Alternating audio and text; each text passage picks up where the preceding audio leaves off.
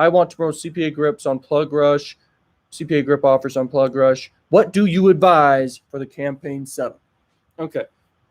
So to promote the CPA grip offers, it's the same as any offer out there. Like, is it crack revenue? Is it max bounty? It doesn't matter.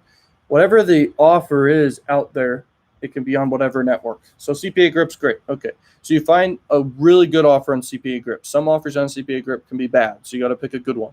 Then on Plugrush, you just got to start testing and make sure you're doing actual countries that are good, and figure out, is it mobile traffic or desktop traffic that's working for your offer the best. One day you should just test with mobile. Next day you should test with desktop. Whichever one was more profitable, do that. Okay, double down.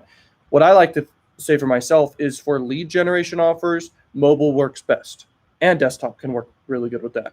But for pay per sale offers, desktop works the best, and mobile has lesser conversion rates because it's on a mobile phone. People could be out doing their whatever they're doing all day. Okay.